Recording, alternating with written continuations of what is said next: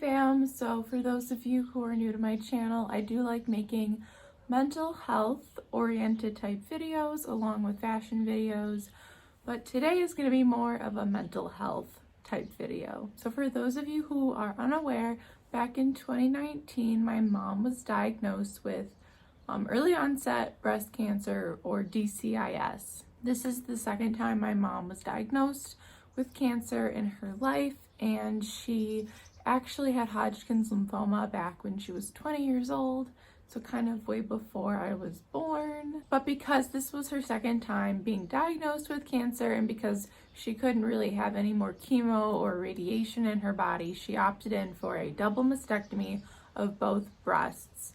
So back in July 2019, my mom went for a double mastectomy with a double reconstruction. She had an expander put in on both sides as well.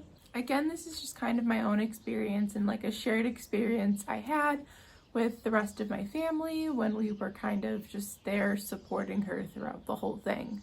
So we were at the hospital pretty much all day. So when she went into the surgery, you know, she was in really good spirits. We had like little Snapchat videos that we took of her with like the filters on. You know, she had that like heated surgical blanket on because she was a little cold in the pre-op waiting room. And everything went smoothly. She had two amazing doctors, her surgeon and her breast reconstruction doctor. Outstanding, great people. But when we all got to see her after the surgery, kind of merging into her room in the hospital for the next night, she was as white as a ghost. Like, I remember when we first saw her, she was kind of still lucid, like she didn't really know like who we all were, but she was still coming out of the anesthesia, and she just like had no color whatsoever at all. I mean, her lips were pure white, like her skin was pure white, but like so were her lips. And I just remember like kind of tearing up seeing her that way, because like she was really weak obviously too, but she just looked, honestly, she didn't look alive. Like, it was kind of terrifying as her daughter, someone who loves her very much, seeing her that way. And I remember when we were all in the room afterwards, it was myself, my sisters, my dad, my grandparents, and my aunts and my uncles. All of basically our family on my mom's side was there to be with her and support her throughout this entire thing. When we were all in the hospital room afterward, she even said, like, can you guys all please be quiet? And, you know, she was so sore and kind of in shock. You know, she just literally had her body parts removed. She didn't want any of us speaking. She just wanted like peace, quiet. And I think she like kind of just wanted us to leave, like not leave completely, just like be quiet, like give her some peace and some space after the surgery, you know. So my dad ended up spending the rest of the night in the hospital with her after my family and after we all kind of went home through the day. And my dad didn't know she couldn't take morphine, even though like she had it on all of her like medical lists and everything. My mom can't take morphine because she gets severe psychological reactions to it. She literally starts to like hallucinate. It's terrifying. And we actually ended up in the ER the night after she came home from the mastectomy because the nurse gave her morphine in the hospital. So I would say, especially if you're a family member and you're kind of playing the support role in all of this, make sure the one who actually had the surgery, who had their breasts removed or single breast removed, make sure you're speaking up for them, because they're gonna be too weak to speak up for themselves. I kind of wish that I was the one to spend the night in the hospital, because I would have totally known to tell that nurse, you know, like, hey, she can't take morphine. But she was okay after it all happened. It was kind of a terrifying experience, and you know, again, it's just really important to speak up for your loved one after their surgery, because again, they're not able to really do that for themselves.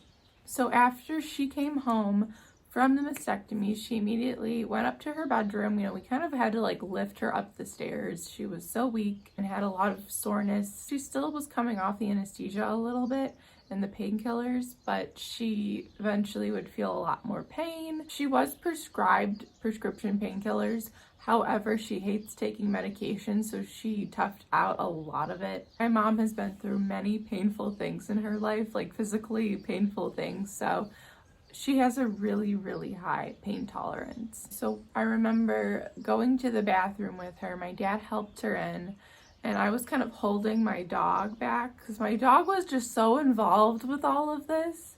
My dog is one of the sweetest dogs ever, and he loves his mama so much.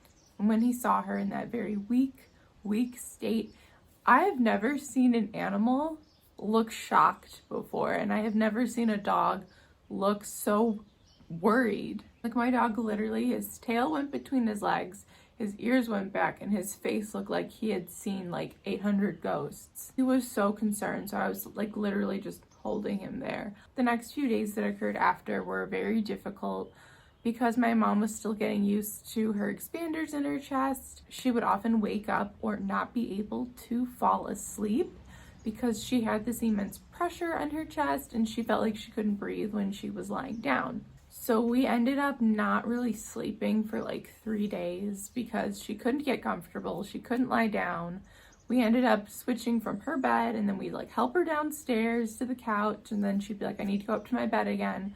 So I think we spent like 2 full days just going back and forth, and I would just sleep for like 20 minutes at a time, help her go back up, sleep some more next to her, and then help her back down and kind of repeat over and over again. And she looks back now, she's like, Lexi, I don't even remember that. Basically, we were all kind of exhausted after the first week and even the second week, helping her readjust and recuperate after this surgery. It was a lot of emotional pain too, because when you have someone waking up from any kind of sound sleep with like a panic attack because suddenly they have all this pressure on their chest, you know, it's kind of heartbreaking seeing that happen. I remember she was just so distraught and so emotional for days. She thought she was gonna die. She thought she couldn't breathe.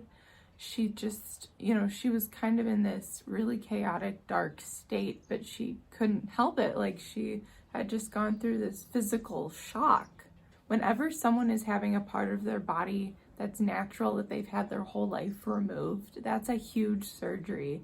That's a really big thing. And it puts their body into shock. It literally shocks them. It puts so much weight and stress on their bodies. So emotionally, I will say it was very difficult, but I also knew I had to be strong because my mom was going through all of the pain, and she was the one who was feeling the suffocating pressure on her chest. And again, just it was so crucial to be there for her. I couldn't really hug her, which was super duper hard, but I really, really just wanted to hold her in my arms and be like, it's okay, Mom. I feel like I can say this all without crying now, but like during the time it was happening, I was crying a lot. I think we were all just, you know, we took a few moments every now and then to just cry and just feel our feelings.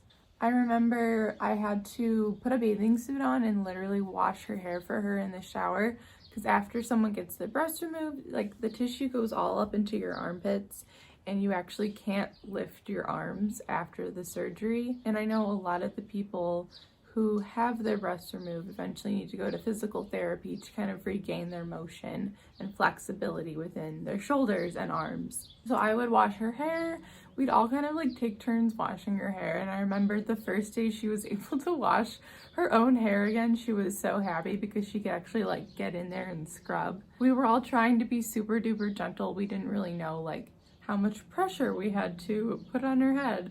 So I think, you know, if you're helping someone wash their hair, make sure you're asking them like, am I scratching too hard? Am I scratching not enough? Because again, you really want to clean them, but you also like, you don't want to be scratching too hard. Another thing I wanted to touch on was the drains that they attach to drain excess fluid post-mastectomy. I remember the drains were super stressful at first. You know, you're not supposed to get any bacteria in there because it can really hurt the person who just had surgery. However, what the biggest concern was after like working with the drains and emptying them for her was I was more worried at some point about like spilling blood everywhere and fluid everywhere than I was actually getting bacteria within the pipes.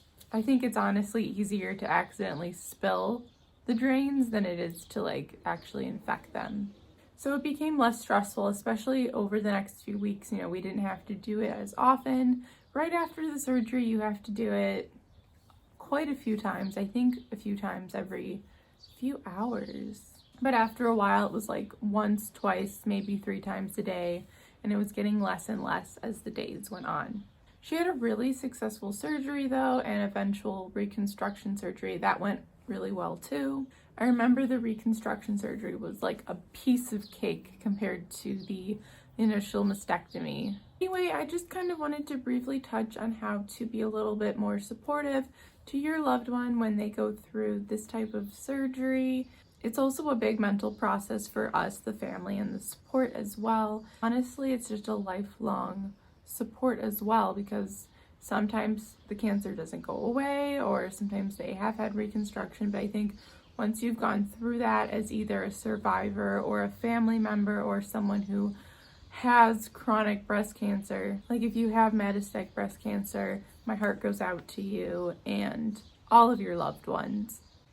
But I think once you go through anything like that, you become kind of a lifelong supporter of breast cancer research and breast cancer charities. I want to thank you so much for watching this video today.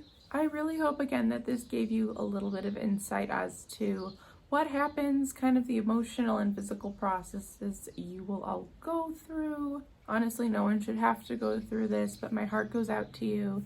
You are in my thoughts and you are in my prayers, and none of you are alone, whether you are going through it yourself or you are a support or family member or friend of someone who is going through this. Have an awesome day, and again, God bless you.